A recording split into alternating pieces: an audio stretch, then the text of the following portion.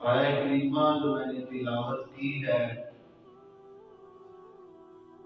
اللہ قرآن مجید فرقان حمید میں فرماتا ہے کہ بے شک صبر کرنے والے کے ساتھ اللہ ہوتا ہے۔ اسی عنوان پر چند باتوں کو آپ کی خدمت میں گزار کروں گا کہ دوستو، اپنی زندگی میں حوصلہ پیدا کریں، صبر پیدا کرے، بردباری علم پیدا کرے، تدبر اور بصیرت کے ساتھ زندگی کو گزارنے کی کوشش کرنی چاہیے۔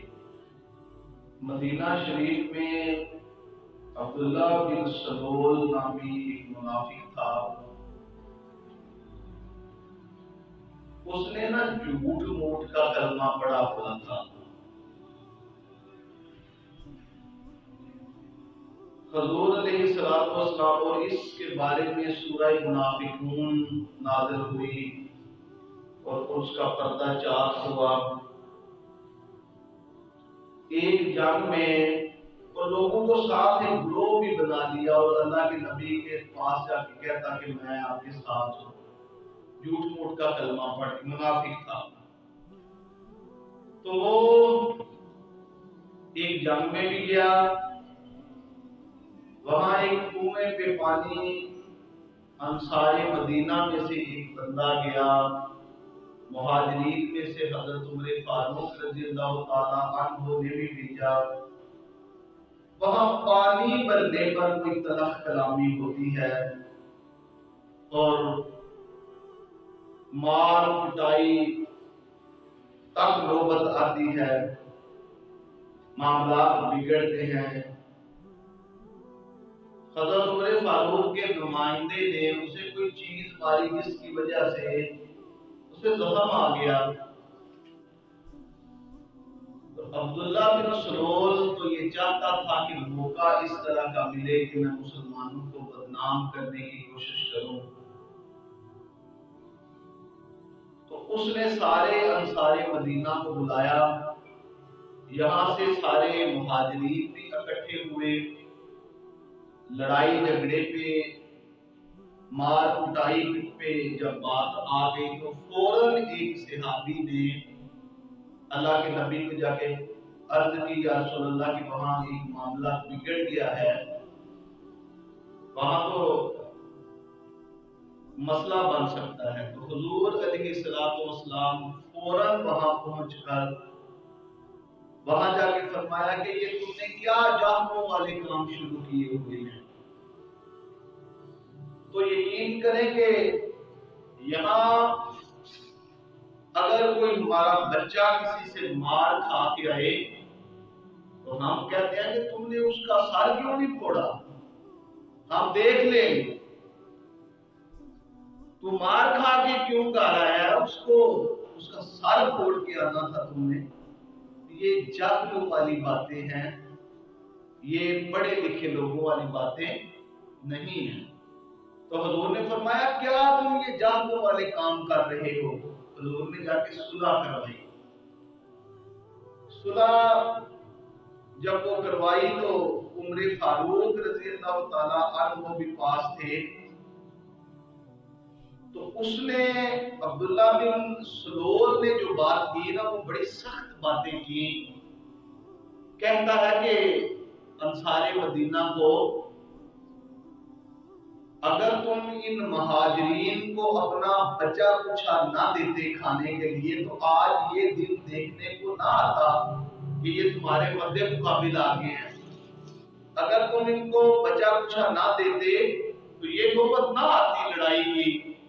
کہتا ہے کہ یہاں تو صلح ہو گئی، میں مدینہ شریف میں جا کر میں سردارانے جو ہیں لوگ سردار ہیں ان سے بات کروں گا اور ہم یہ سخت الفاظ دیکھیں، ہم ان بے عزت لوگوں کو، عزت والے جو لوگ مدینے میں ہیں، ہم ان بے عزت لوگوں کو مدینے سے نکال دیں گے۔ اس کا نظریہ یہ تھا مسلمانوں کے بارے میں۔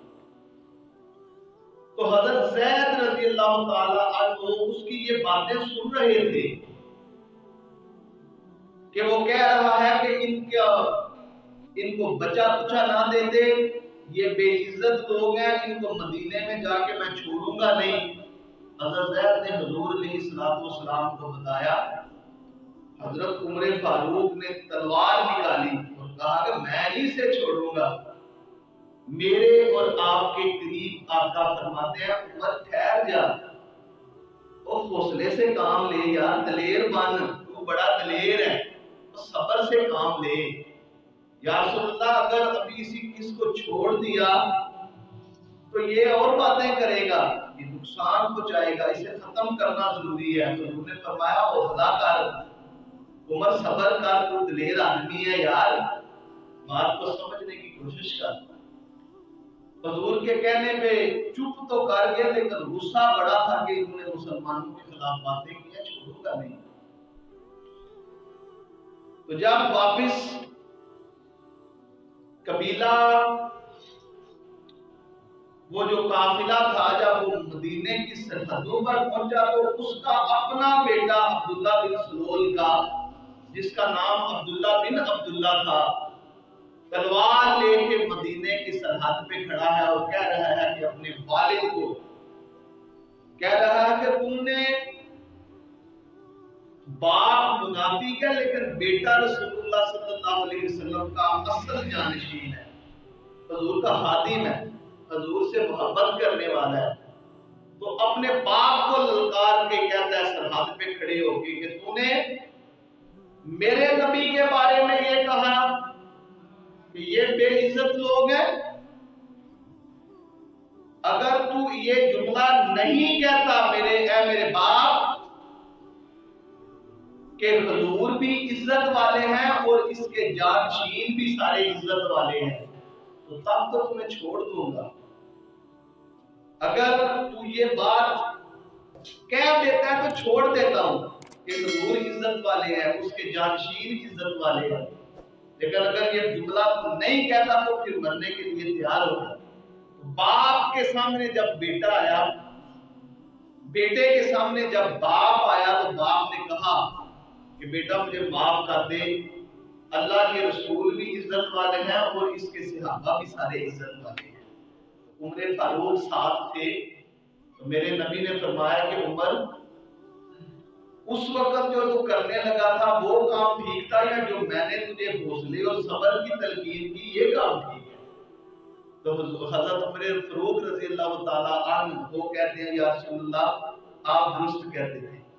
तो दोस्तों, दिलेरी से काम लेना चाहिए, बुर्दबारी से काम लेना चाहिए, अपनी तबीयत में हौसला पैदा करना चाहिए, सब्र से काम लेना चाहिए। इल्म और बर्दाश्त बहुत बड़ी नेमत है। वीडियो को शेयर जरूर कीजिए, हो सकता है आपके एक शेयर से ये बात किसी के दिल में उतर जाए। जज़ाक